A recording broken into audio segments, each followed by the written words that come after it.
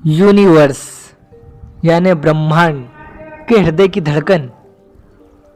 दोस्तों, आज की इस वीडियो में हम जानेंगे कि वाकई में ब्रह्मांड की धड़कन हो सकती है, और हो सकती है तो आखिर किसकी है वो आवाज़। दोस्तों, वीडियो बड़ी ही इंटरेस्टिंग होने वाली है, तो प्लीज़ बिना स्किप किए हुए पूरी वीडियो देखिए। और हाँ, यदि आप इस चैनल पर नए हो तो प्लीज़ चैनल को सब्सक्राइब करें, लाइक करें, शेयर करें, ताकि इस तरह की जानकारी भरी वीडियो आपको मिलती रहे। तो चलिए बिना देरी के स्टार्ट करते हैं वीडियो।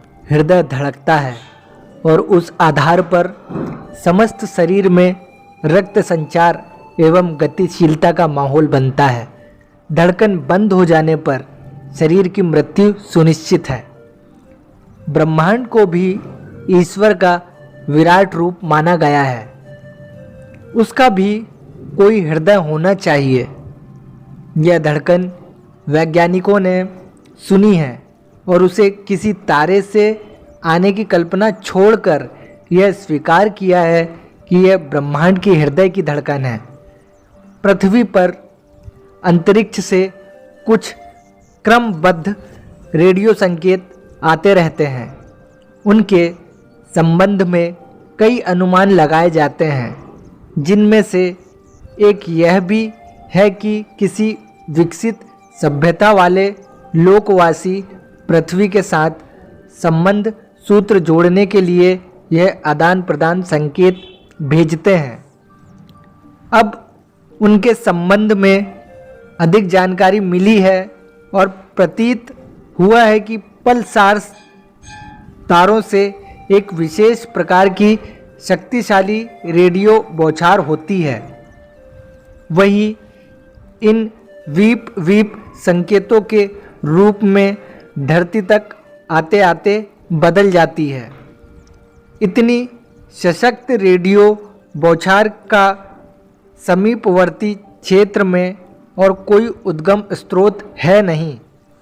यह पल्सार तारे क्या हैं, इनका विवेचन करते हुए अंतरिक्ष विशेषज्ञों ने इनकी संरचना अद्भुत बताई है। वे कहते हैं कि कोई तारा जीर्ण शीर्ण होकर मरणासन्न होता है, तब उसका विस्तार सिकुड़ते सिकुड़ते अत्यंत सघन हो जाता है।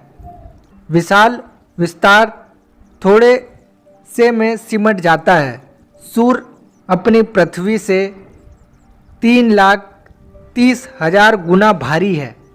यदि इसकी ऊर्जा समाप्त हो जाए तो वह पिचककर मात्र 10 किलोमीटर व्यास का गोला बन जाएगा। इतने पर भी उसका भार उतना ही बना रहेगा जितना अब है। सभी मरणासन्न तारों की यह स्थिति होती है।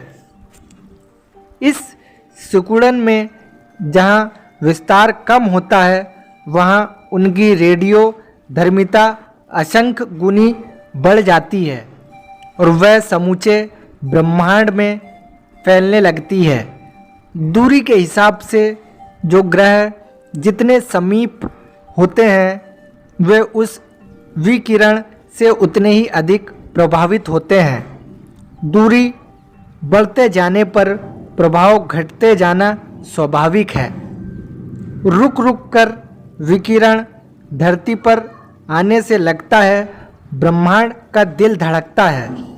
मनुष्य का हृदय जिस तरह धुक धुक करता रहता है, उसी प्रकार क्रमबद्ध रूप से इन संकेतों पर ध्यान केंद्रित करने पर लगता है कि ब्रह्मांड शरीर का कोई हृदय केंद्र है और वहाँ यह धड़कन जैसी हलचल होती है। इस मान्यता की संगति इसलिए और भी अधिक अच्छी तरह बैठ जाती है कि प्रगतिगत हलचलों के पीछे भी किसी पेंडुलम गति को काम करते समझा जाता है। घड़ी की हलचल पेंडुलम क्रम पर आधारित है। हृदय की धड़कन को भी पेंडुलम व्यवस्था माना जाता है। ब्रह्मांड का क्रम भी इसी आधार पर चल रहा हो तो क्या आश्चर्य। इस पल्सार समूह में भी एक विलक्षण है। इसका नाम 153 रखा गया है। यह अपने स्थान पर अव्यवस्थित है। अन्य साथियों की तरह अपनी धुरी पर घूमता नहीं और बौछार का सतत क्रम चलाता है, जबकि अन्य धुरी पर घूमने के कारण ध्रुव केंद्र सामने होने पर ही पृथ्वी की ओर बौछार पहुंचा पाते हैं। इस समुदाय का एक ही स्थिर क्यों?